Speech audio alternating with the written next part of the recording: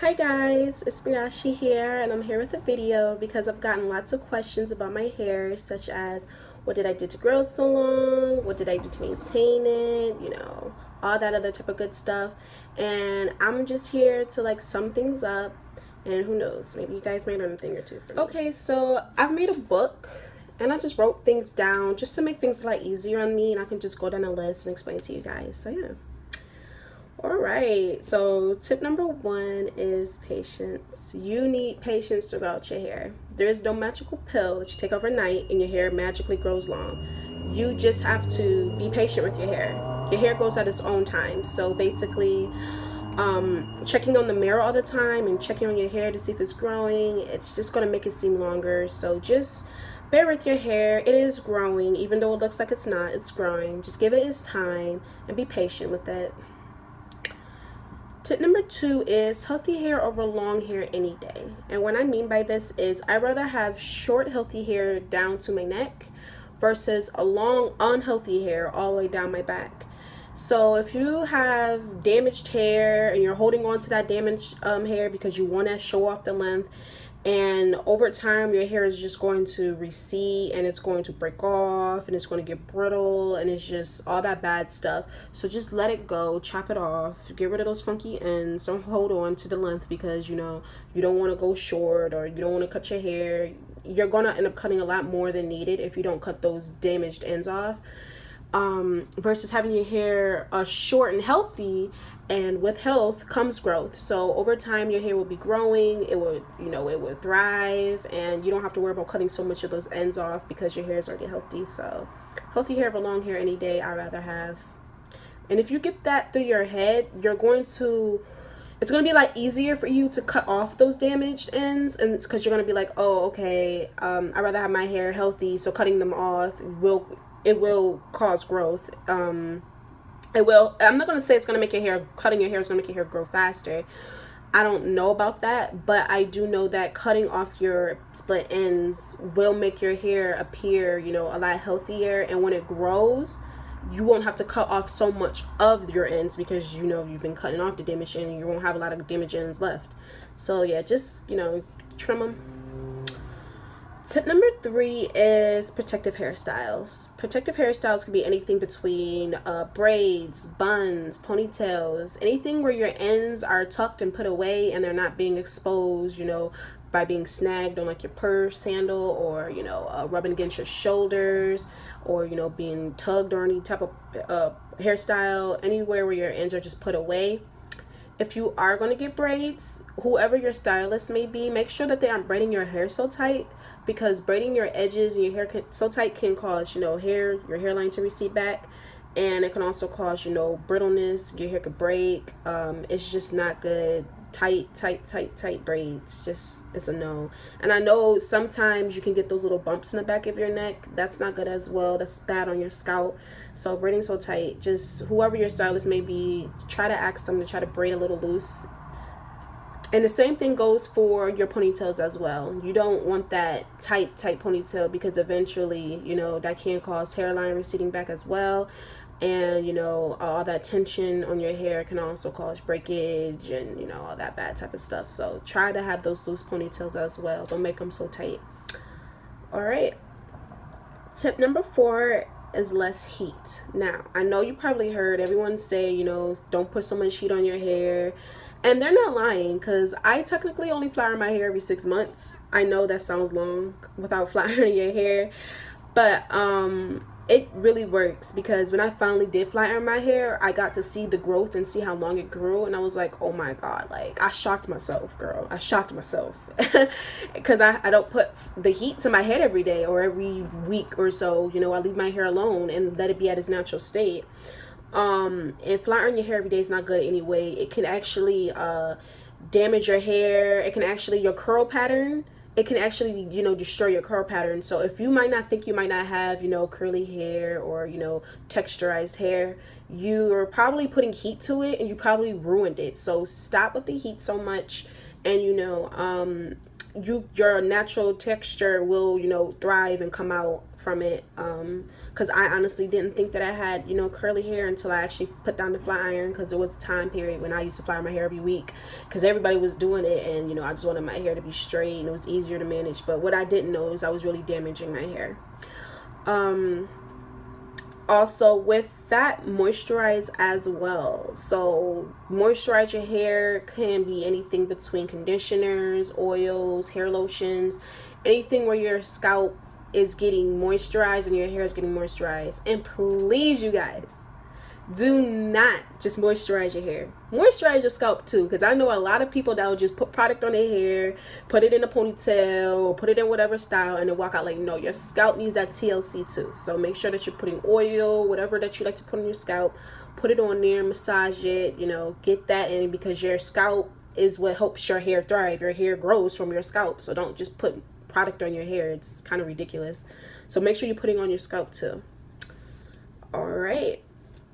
Tip number 5 is cut and trim your ends, and that kind of goes back to tip number 2 when I said healthy hair over long hair any day. Personally, me, when I cut my hair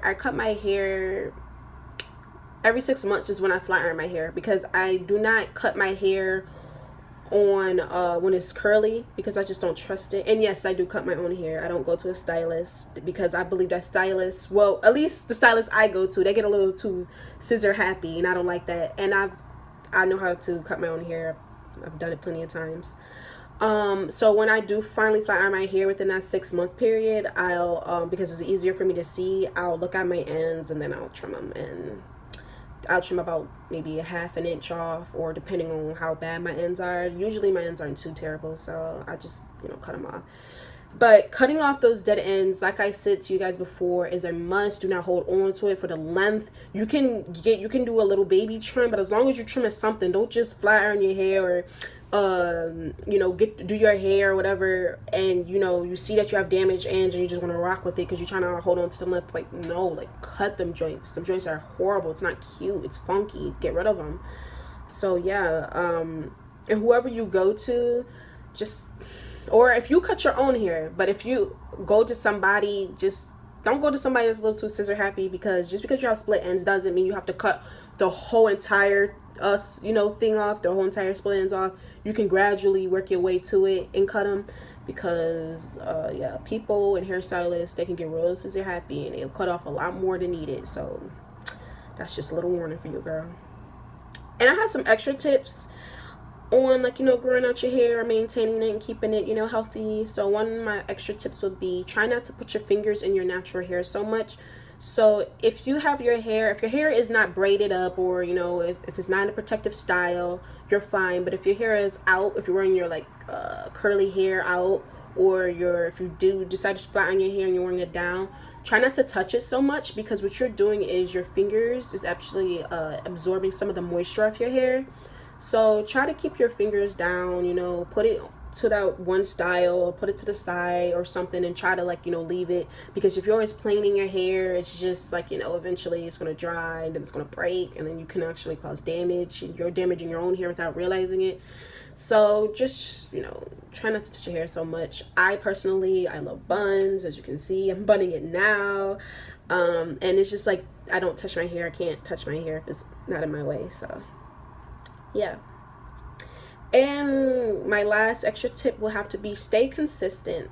So if you have a certain hair routine that you're doing, stay consistent with it. If you have a certain product that you're using in that hair routine, stay consistent with it. Don't just use that product for about a day or 2 days or 3 days or a week, and you don't see it working. You just say, it's not working, screw it, and you toss it. Like, no, because you're not going to see results. Just stick with it, whatever routine that you may have, whatever you're doing with your hair. You know, even if it's waiting on it to grow, because you know your hair takes time, so try to stay consistent with it. Don't just, you know, give up. You know, just stick it through. It will get to where you want it to get to. And now the products I use on my hair.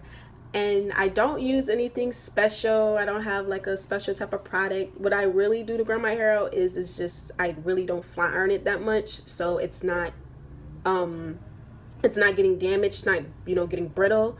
And my hair is always up in a ponytail, and I'm not touching my ends, so I'm not exposed all the time, and you know, it's just up. And the products that I do use on my hair will have to be the first one. Sorry about that, that's my alarm going off. Whenever someone walks past my house, it triggers. Alright, Aussie Moist. I use Aussie Moist on my natural hair when it's out like this. I'll put a little bit of this conditioner, and this is Aussie Moist Mega Moist, by the way. Sorry if you guys can see Aussie Moist Mega Moist. And I use a little bit of this, and I put this throughout my hair, and you know, it just makes my hair so freaking moisturized. And guys, this stuff is like really inexpensive. Like, you can get this joint at, I got this, I think I'm my local pharmacy for like $2-3. Like, this stuff right here keeps my hair moisturized throughout the whole entire day. Like, I love this stuff. And if you have like dry hair like me, like my hair tends to get dry sometimes, this stuff will save you. So yes, Aussie Moist Mega Moist. And if you like me and you really like the product, I got the bigger product, the bigger pump, and I love it. This one was about probably like $5-6. I don't remember. I had it for a while, but it works and I love it. And Aussie Moist for the win. For me, it just keeps my hair moisturized. Boom. Now, to define my curls, because that's to moisturize my hair. Now, to make my hair, you know, more defined, and you know, just to give my curls that pop, I like to use Cantu. Oh, and all the products I'm listing, by the way, you can like buy them. Like, they're really inexpensive. Like, you don't have to worry about if they're going to be arm and a leg. They're not. It's Cantu, and this is for kids. I know. I use this product because it doesn't make my hair hard and crunchy, and it gives me that nice curl, and it'll be so soft. Like, my hair will be so soft and will be crunchy. I don't have to worry about it, you know. No residue. It's just, I love this product. It's the best. I actually have like 5 more of these, like, up, you know, put up, and I really recommend this for those who wants to, you know, define your curls. This stuff is amazing. I love it. It's holy grail for me. And some of the oils that I use argan oil. It's this one right here. I use a little bit of this. I put this on my scalp and I put this on my hair, and this is extra penetrating oil, dry and coarse hair. And I have very thick hair and my hair does get dry, so this is perfect. And this really penetrates and get deep inside the hair follicles, deep inside the hair shaft or whatever, and it just freaking moisturizes the hell out of my hair. And my hair will be shiny, it will be, you know, moisturized, and I put this on my scalp and the oil will run down to my ends, and yeah, it just does all that good stuff. So I definitely recommend this. You can find this at your local pharmacy, whatever they might sell hair products, they'll sell it. And this was cheap as well, so I think it was like $5-7, I believe.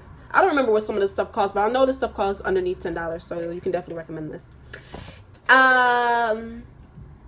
And on my edges, what I like to use, I don't use edge control. I do use Eco Styling Gel sometimes. I love that stuff. You can find that in the same place.